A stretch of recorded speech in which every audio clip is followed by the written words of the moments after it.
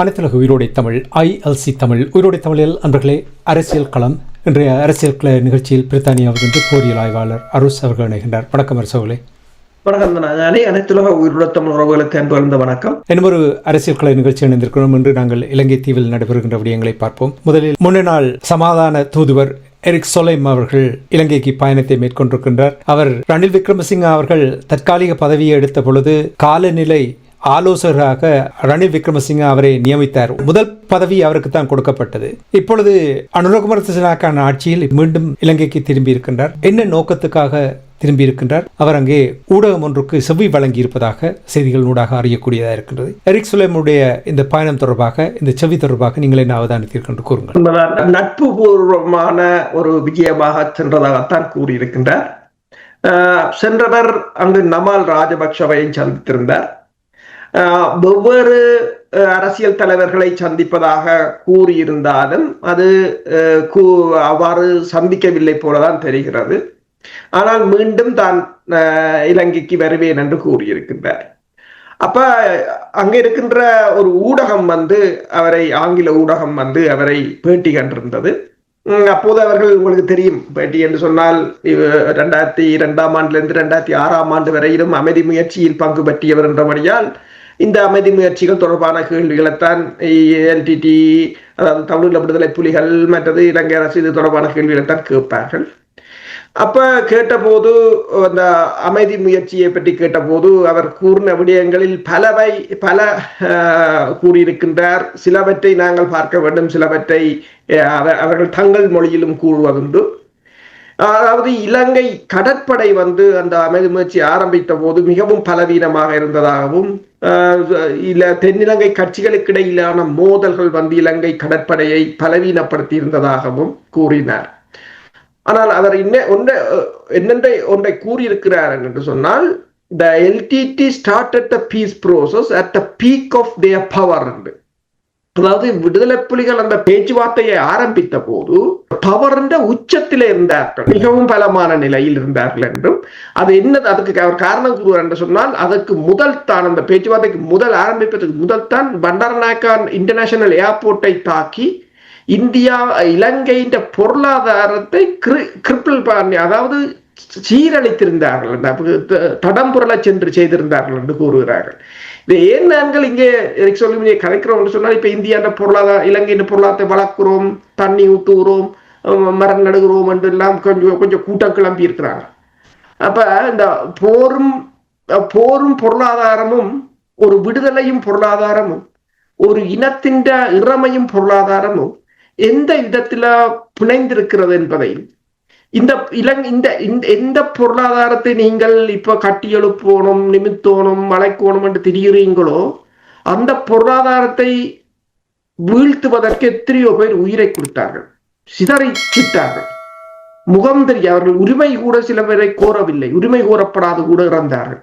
இதே பொருளாதாரம் நீங்கள் இப்ப என்னத்தை கட்டோணும், கொளுத்தோணும் என்று திரிகிறீங்களோ, அதே வளர்க்கோணும் என்று திரிகிறீங்களோ, அதே பொருளாதாரத்தை இப்ப அவர் கூறுகிறார். இந்த பண்டாரநாயக்கா இன்டர்நேஷனல் ஏர்போர்ட்டை அடித்தது இலங்கையின் பொருளாதாரத்தை முற்றாக வீழ்த்தி இருந்தது என்று சொல்லியும், அதற்கு பிறகும் அவர்கள் யாழ்ப்பாணத்தை கைப்பற்றுகின்ற ஒரு நிலையில் இருந்த போதுதான், ஆனரவை கைப்பற்றி யாழ்ப்பாணத்தை கைப்பற்றுகின்ற ஒரு நிலையில் இருந்த போதுதான் தாங்கள் அந்த பேச்சுவார்த்தைக்கு உள்வாங்கப்பட்டதாகவும். அப்ப அவர் கூறுகிறார் என்னென்றால், LTT விடுதலை புலிகள், தமிழீழ விடுதலை புலிகள் ஒருபோதும் பலவீனமான நிலையில் அந்த பேச்சுக்களுக்கு போகவில்லை என்று கூறியிருக்கின்றார்.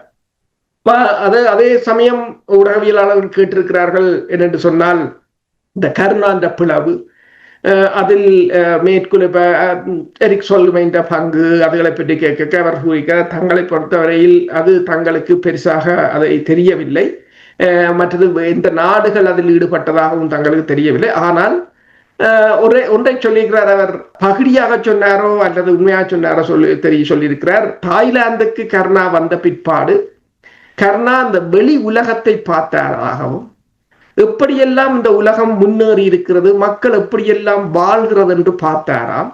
பார்த்த பிற்பாடு அவரின் மனம் மாறிவிட்டது, இப்படி நாங்கள் வாழலாம் என்று.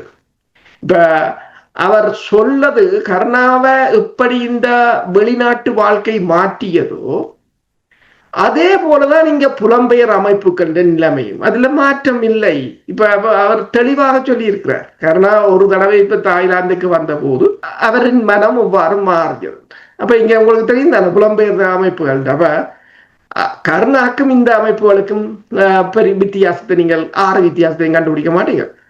அடுத்ததாக இன்னொன்றை கூறியிருக்கிறார். அப்ப ஏன் தாய்லாந்தை தேர்ந்தெடுத்தார்கள் நெடுக பேச்சுவார்த்தைக்கு என்று சொல்லும் போது அவர் கூறியிருக்கிறார், மெயில் என்று சொன்னால் இந்த மேற்குலக நாடுகள் விடுதலை புலிகளை தடை செய்வது அப்படி இப்படி என்றால் அதை அவர் மறைத்து விட்டு அவர் கூறியிருக்கின்றார், வெதர் தாய்லாந்துல நல்லா இருந்தது, தாய்லாந்துக்கும் இலங்கைக்கும் இடையிலான உறவுகள் நல்லா இருந்தது என்று சொல்லி போட்டு இன்னொன்றை அவர் கூறுகிறார் என்னென்றால், தாய்லாந்து ஒரு பௌத்த நாடு, ஆனால் தானே யோசிக்கவில்லையா விடுதலை புலிகள் அதுக்கு சம்மதிப்பார்கள். அவர் என்னென்று யோசிச்சு வச்சிருக்காங்க என்று சொன்னால், விடுதலை புலிகள் ஏதோ பௌத்த மதத்துக்கு எதிர்ந்து, ஆனால் உண்மை அப்படி இல்லை. அப்ப அதை இதுல போட்டுடைக்கிறார், தன்னை தெரியாமே போட்டுடைக்கிறார். என்னென்றால் தாய்லாந்து ஒரு புத்திஸ்ட் கண்ட்ரி, ஆனால் விடுதலை புலிகள் அதுக்கு எந்த ஒரு எதிர்ப்பும் இல்லை. தாய்லாந்து வந்து பேசினார். உங்களுக்கு அவருக்கு ஒன்று தெரியணும், அவர்கள் இந்த மதத்துக்கு எதிரானவர்கள் இல்லை, அவர்கள் மண்ணை ஏன் சிங்களவர்களுக்கு கூட அவர்கள் எதிரானவர்கள் இல்லை. நீங்கள் அவர்களை பயங்கரவாதிகள் என்று நீங்கள் உங்களோட தேவைக்கு முத்திரை குத்தி வைத்தீங்களே தவிர விடுதலை புலிகள் இல்லை என்பதை இன்று அந்த பேட்டியில் அந்த வசனம் வந்து ஒரு முக்கியமான வசனம். தாங்கள் கூட யோசிக்கவில்லை தாய்லாந்துல ஒரு புத்தர் என்றால் தமிழ் மக்களை பொறுத்தவரை பேசும் போது பௌத்த சிங்கள பேரினவாதம் என்று பேசுவதுண்டு. அப்ப அதை நினைத்துத்தான் அவர்கள் யோசிக்கிறார்கள், தமிழர்கள் என்றால் பௌத்தர்களுக்கு எதிரானவர்கள். அதைத்தான் நான் கூற வந்து நீங்கள் அதுக்கிடையில் கூறிவிட்டீர்களா? தமிழர்களை பொறுத்த மட்டும் நீங்க பார்த்து பௌத்த சிங்கள பேரினவாதத்தினுடைய கொள்கை, அவர்களுடைய திட்டம் ஒருபோதும் அந்த நாட்டில் ஈழத்தமிழர்களை உய்ய விடாது, வாழ விடாது என்று சொல்லுவார்கள். அதைத்தான் அவர் அப்படி எடுத்திருப்பார் என்று நாங்கள் அப்படி சொல்ல அவங்க எல்லார் பௌத்தத்துக்கு நாங்கள் எதிர்ப்பு யோசிக்கிறார்கள். உண்மையில் அந்த ஒரு சிங்கள இனம், ஆனால் இப்ப விடுதலை புலிகளை பொறுத்தவரை இல்லை, சிங்கள இனத்துக்கு கூட அவர்கள் எதிரானவர்கள் இல்லை. ஆயுதங்களுடன் எங்கள் மண்ணை ஆக்கிரமிப்பவர்களுக்கும் எங்கள் இறமையை இல்லாத செய்பவர்களுக்கும் மேலாக அவர்கள் இழந்த மண்ணை மீட்டது மண் மீட்பு போராட்டம் அதுதான். அப்ப அதுக்கு பிறகு பல விடயங்களை அவர் பேசி இருக்கின்றார். நீங்கள் சொன்னது போல ரணிலின் நண்பர் என்பதையும் அவர் ப்ரூவ் பண்ணியிருக்கிறார். ரணில் தொடர்பான கேள்வியும் கேட்கப்பட்டது. அதே நேரம் விடுதலை புலிகள் தலைவருக்கும் தேசத்தின் குரல் விடுதலை புலிகள் தலைவர் மேதகு பிரபாகரன் அவர்களுக்கும் தேசத்தின் குரல் அன்றன் பாலசிங்கம் அவர்களுக்கும் இடையில் ஒரு முரண்பாடு வந்ததாக கேட்கப்பட்டது. பலரான கேள்வியெல்லாம் கேட்பார்கள். அவர் கூறினார், தனக்கு பாலசிங்கம் அண்ணா கூறின கருத்தின் அடிப்படையில் பாலசிங்கம் தேசத்தின் குரல் அவர்கள் வந்து ராஜீவ்காந்தியின் படுகொலையை உரிமை கோரினதுதான் அந்த பிளவுக்கு காரணம் என்றும், அதற்கு பிறகு தேசிய தலைவர் வந்து பாலசிங்கம் அண்ணாவோட டெலிபோனில் கூட கதைக்கவில்லை என்று சொல்லியும், ஏனென்றால் விடுதலை புலிகள் இதுவரையில் உரிமை கோரவில்லை, அது தொடர்பாக அவர்கள் உரிமை கோரவில்லை. அப்ப அதை நான் நினைக்கிறேன் கேட்டு செய்தாரோ கேட்காம செய்தாரோ தெரியாது. இது எரிக் சொல்ஹெய்ம் என்ற கருத்து, அதுதான் அவர்களுக்குரிய ஒரு பிளவாக இருந்தது. ஆனால் அவர் விடுதலை புலிகளிலிருந்து வெளியேறவில்லை, விடுதலை புலிகளில் தான் இருந்தார். ஆனால் இருவருக்கும் இடையிலான பேச்சு வழக்குகள் தான் குறைந்திருந்தது என்று கூறியிருந்தார். இடைவெளிகள் வருவது சகஜம் தானே, நாடுகளுக்கு இடையில் இடைவெளி வருகின்றதை நீங்கள் பார்க்கிறது இல்லையா? தலைவர்களுக்கு இடையில் இடைவெளி வருகின்றதை பார்க்கிறது இல்லையா? இது சகஜம். ஆனால் கூறிய முக்கியமான விடயம் என்னவென்றால், நீங்கள் இப்போ கூறினீர்கள் விடுதலை புலிகள் பலமான இருந்த காலகட்டத்தில் தான் இந்த பேச்சுவார்த்தைக்கு வந்தார்கள் என்று கூறும்பொழுது, நீங்கள் இப்பொழுது கூறும்பொழுது கட்டநாயக்க விமான நிலைய தாக்குதல் தொடர்பாக கூறும்பொழுது, சமீபத்தில் கூட நான் இன்னொரு ஊடகவியலாளரோடு உரையாடும் பொழுது அவர் விடுதலை புலிகள் கையாண்ட விதங்களை கூறும்பொழுது, சிங்கள பொதுமக்கள் யாருமே இறந்துவிடக்கூடாது என்பதில் மிகவும் அக்கறையாகவும் கவனமும் அவர்கள் காத்து வந்தார்கள் என்று அவர் சுட்டிக்காட்டினார். இனி இராணுவத்தினரை கைப்பற்றி வைத்திருந்த இராணுவத்தினரே துணைவியார் வேண்டுகோளை முன்வைக்கும் பொழுது அவர்களை கூட விடுதலை செய்த விடயங்களை கூட அவர் எனக்கு சுட்டிக்காட்டுது. எனக்கு தெரியாது, சொன்னதை இப்பொழுது நீங்கள் சொல்லும் பொழுது அதை ஒப்பிட்டு பார்க்கக்கூடிய இருக்கிற எப்படி அது நடந்திருக்கும் என்று சொல்லி. இனி நீங்கள் எரிக் சொலைம் அவர்கள் நாமல் ராஜபக்ஷவை சந்தித்தார் என்றால் ஏதோ ஒரு குழப்பத்தை ஏற்படுத்துவதற்குத்தான் அது அறிகுறி போல தெரிகின்றது. நீங்கள் சொன்னீர்கள் திரும்பி வந்துட்டேன் என்று எரிக் சொலைம் அவர்கள் கூறிய விடயம் புதிதாக ஒன்றும் இல்லை, எல்லோருக்குமே தெரிந்த விடயம்தான், சர்வதேசத்துக்கும் தெரிந்த விடயங்கள் தான். ஆனால் இப்பொழுது இந்த நேரத்தில் வந்து இதை கூறுவதற்கு என்ன நோக்கம்? அவர் என்று சொன்னால் உங்களுக்கு தெரியும், இப்ப நாமல் ராஜபக்ஷ இந்தியாவின் குடியரசு தினத்தில் சந்திக்க போயிருந்தார். இப்போது எரிக் சொல்கையும் தங்கி இருக்கிறதே முழுக்க இந்தியாவில். நீங்கள் அவற்றை ட்விட்டர் தளத்தை போய் பார்த்தீங்கன்னு சொன்னால் இந்தியாண்ட சாப்பாடு, இந்தியாண்ட இது ரினியூவல் எனர்ஜி அப்படித்தான் இருக்கிறார். ஆனால் அவர் அதுக்காக நாங்கள் யோசிக்கப்படாது இந்தியாவுக்கு சார்பா இருக்கிறார் என்று அவங்க அப்படித்தான் உள்ளுக்கு போறது. அவர் இந்த நாட்டுக்கு எந்த உலக அமைப்புக்கு வேலை செய்கிறாரோ தெரியாது. ஆனால் அவர் இப்போ நாமல் ராஜபக்ஷவுக்கு இந்தியா டெல்லி வரையும் அவர்களுக்கு ஒரு நல்ல ஒரு உறவு இருக்கின்றது, உறவை கட்டி வளர்த்து கொண்டிருக்கிறார்கள். நான் நினைக்கிறேன் இந்தியாவின் பிளான் பி திட்டமாக அது இருக்கலாம். இவர் இப்ப நீங்க பார்த்தீங்கன்னா ரணில் விக்ரமசிங்காண்ட வழக்கை பற்றி ஒரு கேள்வி கேட்கப்பட்டது. அவர் சொன்னார், ரணில் விக்ரமசிங்காண்ட வழக்கு இவர்கள் கூறுவது உண்மை என்று சொன்னால், இப்ப ரணில் விக்ரமசிங்கா ஒபிஷியல் விசிட்டாக போன போது தனது பணத்தை செலவழித்தார்கள் பாதுகாப்புக்கு அப்படி என்று சொன்னால், அது ரணில் விக்ரமசிங்காவுக்கு பக்கம்தான் நியாயம் இருக்கு என்று சொன்னார். எனக்கு அவர் 2 உதாரணத்தை சொன்னார். இப்ப ட்ரம்ப் அரசு தலைவராக இருக்கிறார். கோல்ஃப் விளையாட போயேக்க அவருக்கு செக்யூரிட்டி கார்டு போறாங்க. அவர் கோல்ஃப் அவற்ற பர்சனலாக இருந்தாலும் அவருக்குரிய பாதுகாப்பு முக்கியம். இன்னொன்று, நரேந்திர மோடி பிரதமராக இருக்கிறார். யோகாக்கு போக யோகா அவற்ற உடல் சம்பந்தப்பட்டது. இது நான் கூறவில்லை, கூறுவேன் கூறுவேன்.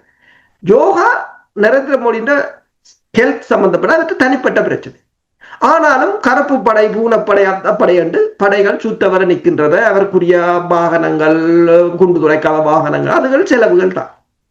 ஒரு ஸ்டேட்டின் அதிபராக இருக்கும் போது அவர் தனிப்பட்ட விஷயமாக போனாலும் பயங்கரவாத தாக்குதலோ தீவிரவாத தாக்குதலோ அச்சுறுத்தல்களை இருந்து பாதுகாக்க வேண்டியது ஒரு நாட்டின் கடமை. அப்படி என்று சொல்ல போனால் அவர், அதாவது எரிக் சோல்ஹெய்ம் என்ற கருத்தின்படி ரணில் விக்ரமசிங்கா மீது இவர்கள் போட்டது ஒரு கண் துடைப்பு வழக்கு என்ற மாதிரி தான் கொண்டு முடிச்சிருக்கின்றனர். ஏனென்றால் ரணில் விக்ரமசிங்கா பதவியில் இருந்த போது போனதுக்குரிய பாதுகாப்பு அதுக்குத்தான் வழக்கு போட்டிருக்காரு. அப்படி இருந்த போது அவர்கள் வெளிநாட்டுக்கு போனாலும் வெளிநாட்டிலும் அச்சுறுத்தல் இருக்கலாம் என்றுதான் அவர் கூறுகிறார். இப்ப வழக்கு போட்டிருக்கிறார்கள். ஆனால் அந்த வழக்கு அவர் பதவியில் இருந்த போது போனதுதான் வழக்கு. அப்ப இன்னொன்றையும் அவர் ஒரு நல்ல ஒரு விடயத்தை கூறியிருக்கின்றார். என்று சொன்னால், இப்ப அவர்கள் கூறுகிறார்கள் என்னென்று சொன்னால், சீனா, இந்தியா போன்ற நாடுகள் அந்த முதலீடுகளை செய்கின்றன. அப்படி என்று சொன்னால், இப்ப இலங்கையின் நிலைமை, இந்த பூகோள அரசியல் நிலையில் இலங்கையின் நிலைமை என்ன என்று ஒரு கேள்வி கேட்ட போது அவர் ஒன்றை கூறியிருக்கின்றார். அதாவது ஸ்ரீலங்கா இந்தியாவுக்காகவோ சீனாவுக்காகவோ ஸ்ரீலங்கா நிற்க தேவையில்லை. ஸ்ரீலங்கா அவர்களின் மக்களுக்காக மட்டும்தான் நிற்க வேண்டும். அதான் அவர் கூறியிருக்கின்றார். இது எங்களோட தமிழ் மக்களுக்கு நல்லா பொருந்தும். அவர் கூறியிருக்கின்றார். அதாவது இந்த நிலைமையில சீனாவும் வருகிறது, இந்தியாவும் வருகிறது.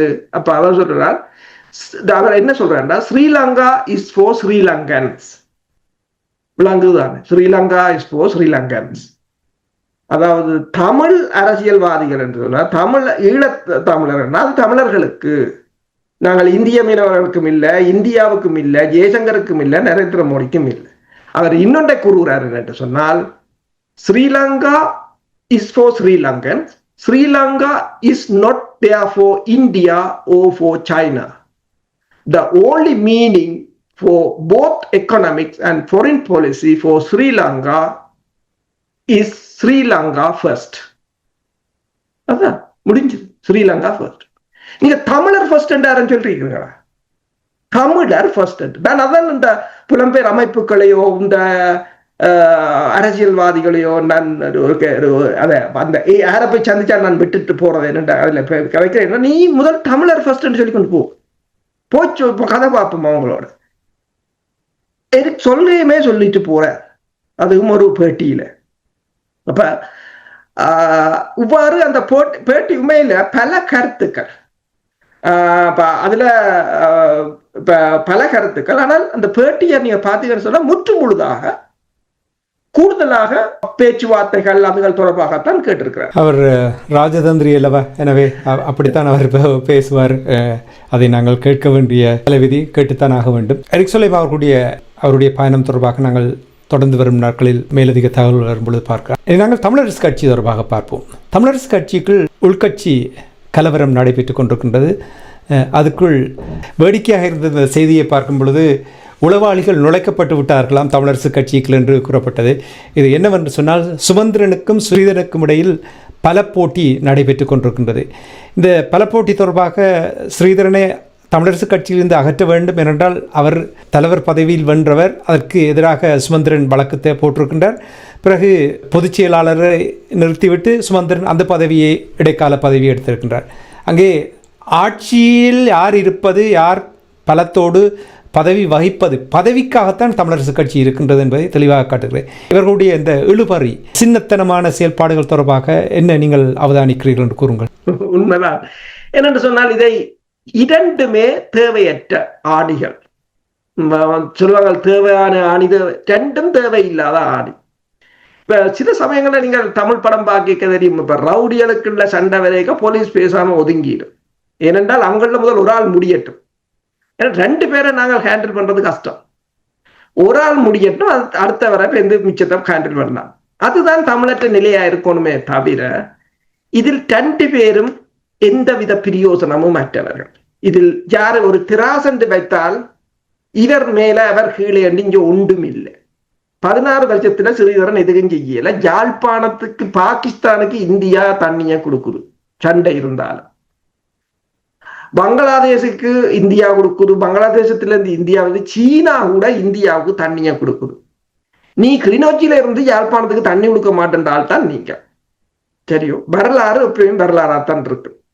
உங்களோட அரசியலுக்காக மாவீரர் தினத்துக்கு போய் விளக்கேற்றுறது அதெல்லாம் உங்களோட அரசியலும் அந்த பாமர மக்களை ஏமாத்துறதுக்குமானது. ஸ்ரீதரனுக்கும் இலங்கையின் புலனாய்வுத்துறைக்கு எந்த விதாரணக்கும் எவ்வளவு தொடர்பு இருக்கின்ற புடியல் எல்லாம் சுமந்திரன் இருக்கு. நீங்க பாருங்க, இந்த சண்டையில ஸ்ரீதரன் மக்களை உசுப்பேத்தி ஒரு தேசியம் மாதிரி காட்டி வெள்ள யோசிக்கிறாடியோ சுமந்திரனை நேரடியாக எங்கேயும் குற்றம் சாட்டல. சுமந்திரனை ஸ்ரீதரன் ஒன்றும் செய்ய முடியாது. ஸ்ரீதரன் அத்தனை புட்டும் அவன் கையில இருக்குது. அதுதான் பிரச்சனை.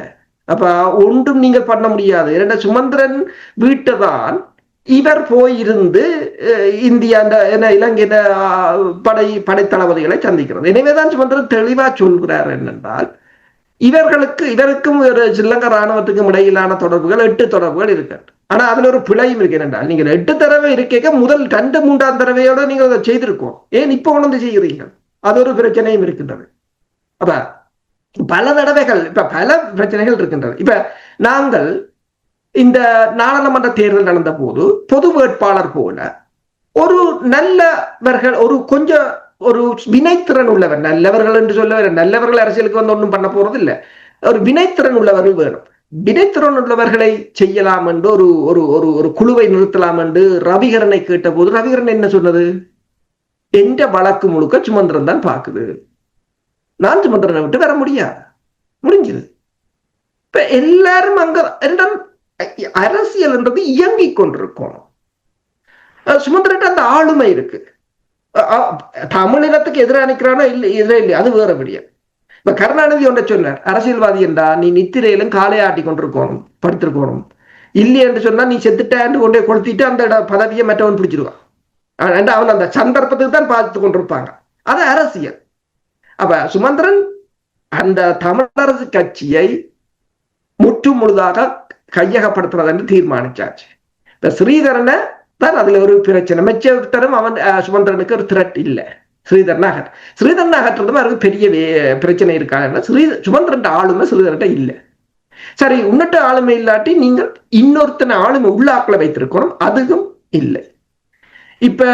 இப்ப இருக்கிற நிலைமையில ஸ்ரீதரன் போய் இன்னொரு கட்சி ஏத்துறாங்களாம். அப்போ ஸ்ரீதரனுக்கு ஒருவர் பழக்கம் அவர் கூறி கேட்டிருக்கிறார் அப்படின்னா வேறு ஒரு கட்சியை வாங்கலாம் அல்லது ஒரு கட்சி ஏத்துறாங்களாம்.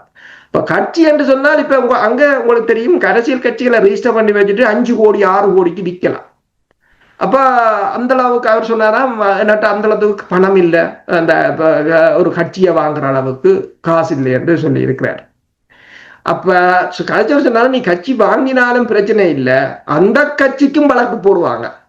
சரியோ? என்னன்னு சொன்னால் இது இப்ப நீங்கள் ட்ரம்பை பார்க்கவில்லையா? என்னன்னு சொன்னால் ஆளுமை, அவரை சுற்றி இருக்கிறவர்கள் அதை பயன்படுத்துகிறது. இதை நீங்கள் வளர்த்திருக்க வேண்டும். நீங்கள் என்ன இதுவரை காலம் என்ன செய்தீர்கள் என்றால் ஒன்றுமில்லை. அந்த அறிவு இருந்தால் இப்பொழுது எங்கே தமிழர்கள் போயிருப்பார்கள்? இப்ப நான் முதல் கூறினது போலதான், எரிக் சொல்கேம் என்ற பிரச்சனையில கூறினது போலதான், தமிழர் தரப்பில இப்ப சொன்னார் ஸ்ரீலங்கன் ஃபர்ஸ்ட், அமெரிக்கன் ஃபர்ஸ்ட் என்று. தமிழர் ஃபர்ஸ்ட் நீங்கள் அறிஞ்சோண்டு இருக்கிறீங்களா? இல்லையா? தமிழக எங்கட மீனவர் செத்தாலும் பரவாயில்ல, இந்திய மீனவர்களுக்காக ஓடிப்போய் இந்தியான்ற தூதரகத்துல விழுந்தாக்கல நீங்கள். நீங்களுக்குள்ள அடிபாடு வந்தான்னா நீங்கள் இருந்தான்னா என்ன என்ன பிரயோசனம்? 2 பேர்ல இப்ப 2 பேர்ல நாங்கள் யாரையும் தூக்கி பிடிக்கிறதுக்கு ஒன்றும் இல்லை. வேணுமெண்டா சொல்லுவோம் ஓரமா போய் சண்டையை பிடிங்கூடாண்டு. மற்றது இதுல எந்தவித பிரயோசனமும் இல்லை நாங்கள் இதை கலைக்கிறதுல கூட. உண்மைதான் நீங்கள் சொல்வது, நானும் உங்களோட ஒத்துப்போவேன் என்றால் பாருங்கள், சுமந்திரன் தமிழ் தேசிய கூட்டமைப்பை உடைத்து விட்டார். அவருடைய அடுத்த நிகழ்ச்சி நிரல் தமிழரசு கட்சியே ஒன்று தன்னுடைய ஏற்கனவே அவருடைய கட்டுப்பாட்டில் தான் இருக்கிற முழுமையாக தன்னுடைய கட்டுப்பாட்டுக்கு கொண்டு வர. நீங்கள் சொல்வது சரி. இப்போ ஸ்ரீதரன் தொடர்பாக நீங்கள் கூறும்பொழுது பலர் எங்களுக்கு கூறியிருக்கிறார்கள், இதுவரையில் என்ன செய்திருக்கிறார்கள். இந்த தேர்தல் வரும்பொழுது டக்ளஸ் தேவானந்தா அங்கேன் ராமநாதன் செய்தது போல் ஸ்ரீதரனும் செய்கிறார்கள் என்று இதை கூறினார்கள் எனக்கு. அதனால் தான் எனக்கு தெரியும். அப்படி என்ற பொழுது அவர்களுக்கும் இவருக்கும் இடையில் என்ன வித்தியாசம் இருக்கின்றன அந்த கேள்வியை கேட்கிறார்கள். என்ன இருக்கிறது? உண்மைதான். அப்போ நீங்கள் சொல்வது சரி. அதாவது ஸ்ரீதரன் என்றாலும் சரி, சுமந்திரன் என்றாலும் சரி, இவர்களுக்கு இடையில் எந்த ஒரு வேறுபாடும் இல்லை. இனி ஒன்று மறந்து விடாதீர்கள், இதற்கு கவனமாக இவர்கள் கையாளுவதற்கு காரணம் என்னென்றால், ரணில் மைத்திரி பதவியில் இருந்த பொழுது கிடைத்த சலுகைகள் உங்களுக்கு தெரியும் தானே. ஒவ்வொரு உறுப்பினர்களுக்கும் கிடைத்த சலுகை, தமிழ் தேசிய கூட்டமைப்பில் இருந்த ஒவ்வொருவருக்கும் கிடைத்த சலுகை அப்பொழுது பெரிசாக பேசப்பட்டது. இதெல்லாம் அவர்களை வாயை மூடி வைத்து அமைதியாக அடக்கி வாசிக்க வேண்டிய ஒரு நிலைமை தான் இருக்கு. இல்லை என்றால் வேலையை காட்டியிருப்பார்கள் என்று நான் கூறவில்லை. எங்களுடைய நேர்கள் கூறுவதை அடிக்கடி வந்து பேசும் பொழுது இதை நான் அவதானித்து இங்கே உங்களுக்கு இந்த விடயத்தை நீங்கள் கூறும்பொழுது கூறுகிறேன். நாங்கள் இதை பற்றி பேசுவது உண்மையை பிரயோசனம் இல்லை என்று தான் நானும் கூறுகிறேன். இத்தோடு நாங்கள் அதை நிறுத்திவிட்டு இன்னும் ஒரு பிரச்சனை ஒன்று இலங்கை தீவில் இருக்கின்றது. உங்களுக்கு தெரியும், மகாவலி எல் வலயம் அந்த திட்டங்களோடு கிவிலோயா திட்டம் என்று ஒன்று அதற்கான நிதி ஒதுக்கப்பட்டிருக்கின்றது. அந்த திட்டம் தொடர்பாக முயற்சி எடுக்கப்பட ஒன்று. தமிழ் கட்சிகள் எல்லாம் துள்ளி குதித்து கொண்டு நிற்கிறார்கள். அன்று நான் நேரு அவர்களோடு பேசும்பொழுது கூறியிருந்தார், இந்த கிவிலோயா திட்டம் எப்பொழுதே அந்த திட்டம் வரைவுகள் எல்லாம் இருக்கின்றது, அதற்கான நிதி அது தொடர்பாக அடிக்கடி பேசி.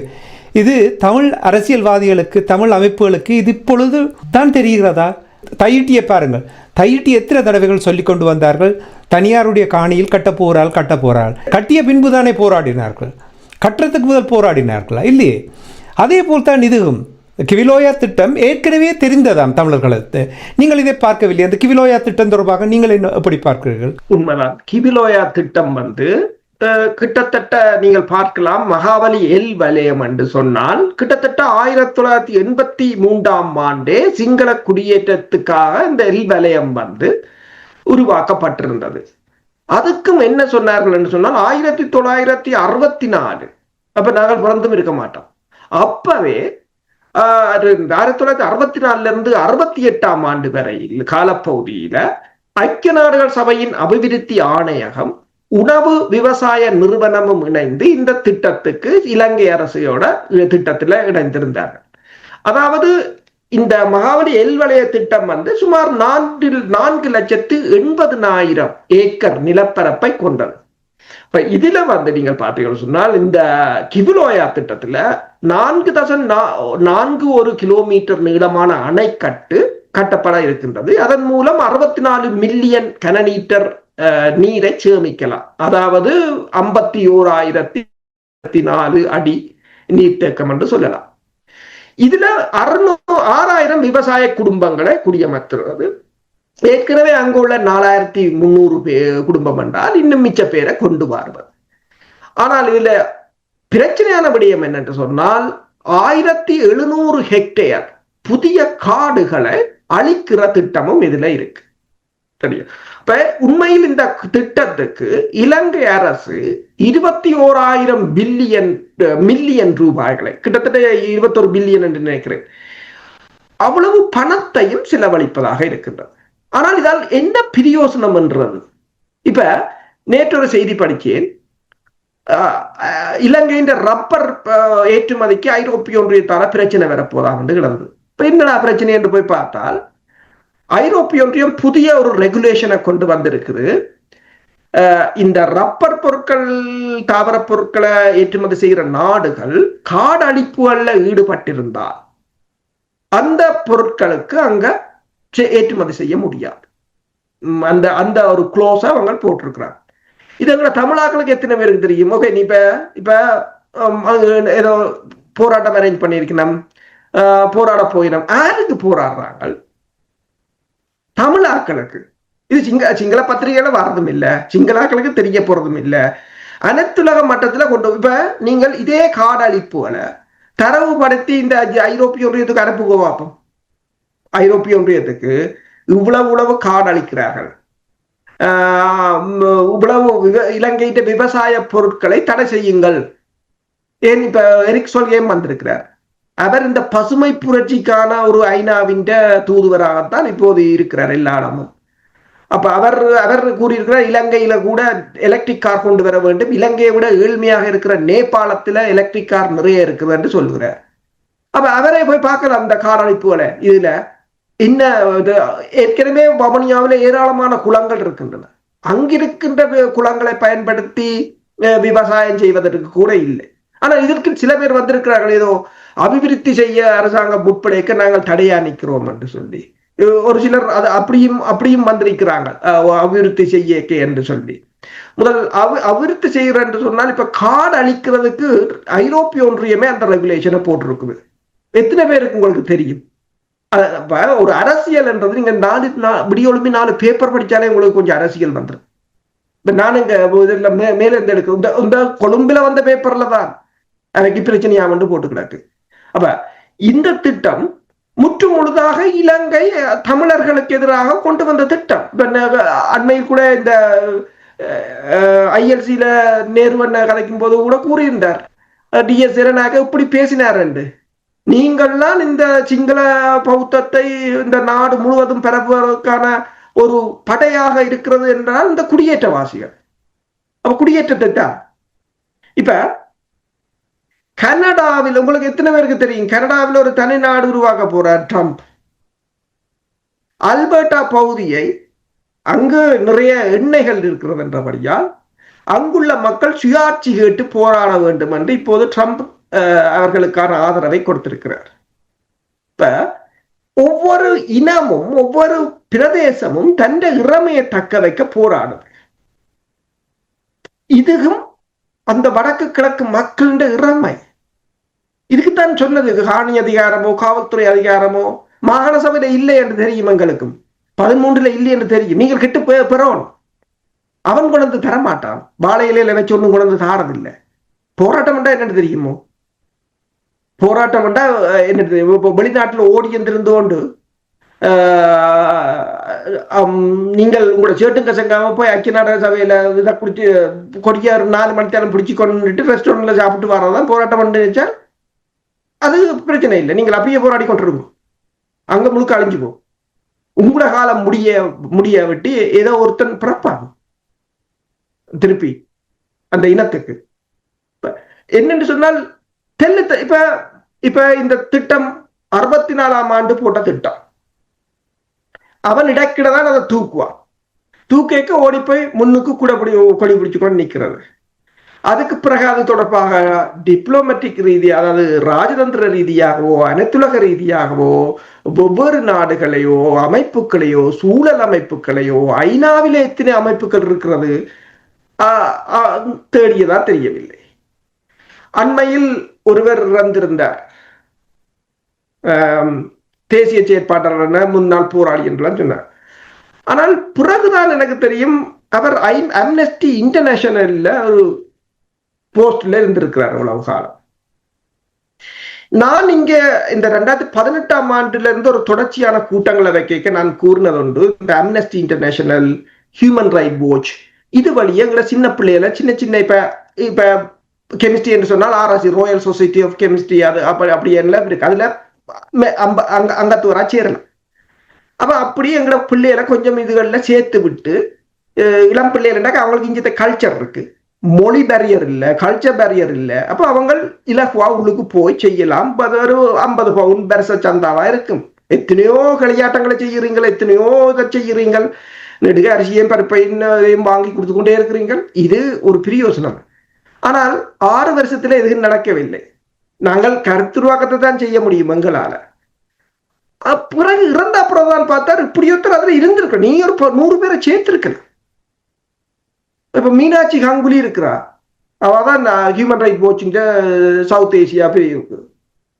ஆனால் ஒரு இந்தியா, அவர் பெருமளவு இலங்கைக்கு ஒரு மிக ஒரு அழுத்தம் முடியாது. அவன் கொடுக்குற அழுத்தம் எங்களுக்கு நாங்கள் தப்பா இருக்க மாட்டோம். அது அடுத்த முட்டாள்தனம்.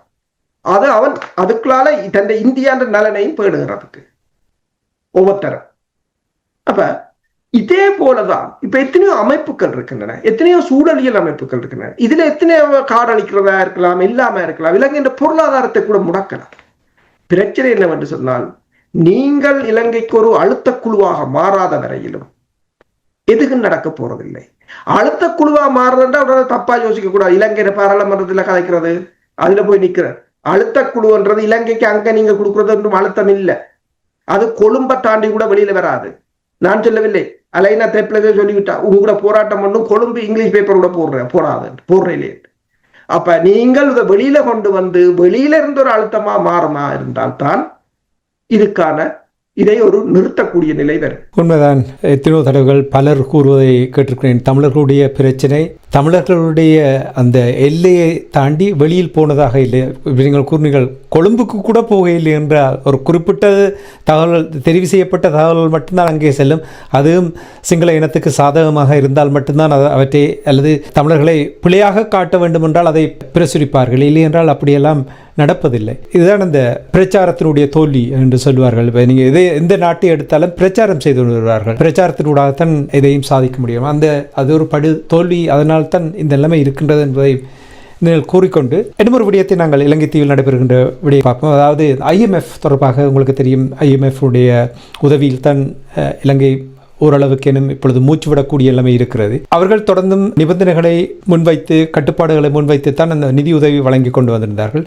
இருந்தாலும் டித்வா புயல் வந்த பொழுது ஓரளவுக்கு அவர்களுக்கு கொஞ்சம் இன்னும் மூச்சுவிடக்கூடிய ஒரு நிலைமையை ஏற்படுத்தி கொடுத்திருந்தது. ஆனால் அவர்கள் தொடர்ந்தும் அந்த நிலைமையை ஏற்படுத்த மாட்டார்கள். மீண்டும் கட்டுப்பாட்டை கொண்டு வருவதற்கான ஒரு நிலைமை தான் இருக்கும். இனி இலங்கை தீவில் பொருளாதார நிலைமை என்ன, எவ்வாறு இருக்கிறது, எப்படி நகர்ந்து செல்லுகின்ற விடயங்களை அவர்கள் அவதானித்து பகுப்பாய்வு செய்து அது தொடர்பாக கூறுவார்கள். அவர்களும் கூட இலங்கைக்கு வந்திருப்பது போல் தெரிகின்றது. IMF தொடர்பாக என்ன நிலைப்பாடு? IMF இலங்கைக்கு வந்திருக்கிறார்கள்.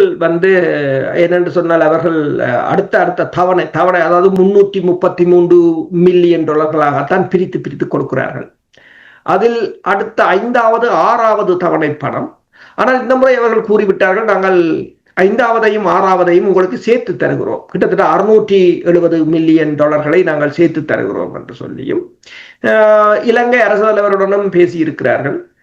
பேசிய பிற்பாடு IMF அந்த பிரிவுக்கான தலைவர் பேர் நான் மறந்துட்டு அவர் ஒரு பேட்டியை கொடுக்கும்போது கூறியிருக்கின்றார், நாங்கள் உங்களுடன் தான் நிற்போம் என்று. அப்ப அந்த சொல்லே ஒரு விஷயத்தை தெளிவாக கொண்டு வருகிறது. என்னென்று சொன்னால் அமெரிக்கா இலங்கையுடன் தான் நிற்கின்றது என்பது தெளிவாக தெரிகின்றது. இதை நாங்கள் பல தடவைகளில் அமெரிக்காவின் விமானங்கள் வந்திறங்கியது, அதற்கு பிறகு அமெரிக்கா விமானங்களை கொடுக்கின்றது, கப்பல்களை கொடுப்பது, இலங்கையுடனான மேற்கொள்ளப்பட்ட பாதுகாப்பு உடன்பாடுகளை எல்லாத்தையும் நாங்கள் சொல்லியிருந்தோம். இப்போது IMF அதனை உறுதிப்படுத்தி இருக்கின்றது. அதே நேரம் உலக வங்கியின் துணை அமைப்பு ஒன்றும் $160 மில்லியன் இலங்கைக்கு வழங்குவதாக கூறியிருக்கின்றது. பிரித்தானியா அண்மையில் இலங்கையின் ஆடை ஏற்றுமதிக்கு பூச்சிய வரி விலக்களித்திருந்தது. அதே போல ஐரோப்பிய ஒன்றியம் இலங்கையின் ரப்பர் தொழில்களுக்கு 9 மில்லியனை கொடுப்பதாக கூறியிருந்தார்கள். இப்படி மேற்குலகம் ஓரளவு ஒரு இலங்கையை தனது நலன்களுக்கு பயன்படுத்தக்கூடிய அளவுக்கு இலங்கையை தனது வழிக்கு கொண்டு வந்தது போலதான் தெரிகின்றது. நன்றி அரசர்களே. இன்றைய நிகழ்ச்சியில் இணைந்து இலங்கை தீவில் உள்ள அரசியல் நிலைமைகளை உயிரோடை தமிழ் உறவுகளுக்கு எடுத்து வந்தமைக்காக உயிரோடை தமிழ் அன்பர்கள் சார்பாக நன்றி குறிப்பிடும். மீண்டும் இன்னொரு நிகழ்ச்சியில் இணைந்திருப்போம். அதுவரைக்கும் நன்றி, வணக்கம். நன்றி. எமது பார்வையாளர்களுக்கு வணக்கம். மக்களின் குரலாய் ஓங்கி ஒலிக்கும் இலக்கு மின்னிதழ் மற்றும் உயிரோடை தமிழ் வானொலி ஆகிய இவ்விரு ஊடகங்களும் உங்களைப் போன்ற எமது நேயர்கள் நண்பர்களின் ஆதரவிலேயே இயங்கி வருகின்றன. மிக குறைந்த பலங்களுடன் பல இடர்கள் மற்றும் தடைகளை தாண்டி பயணிக்கும் எமது ஊடகங்களின் பணிகள் மேலும் வளர உங்களால் முடிந்த நிதி உதவியை வழங்கி இன்னும் காத்திரமான செயற்பாடுகளை முன்னெடுக்க உதவுமாறு மிகவும் பணிவன்புடன் வேண்டி நிற்கின்றோம். உங்கள் பங்களிப்பு உங்களின் உரிமை குரலாய் ஓங்கி ஒலிக்கும். நன்றி.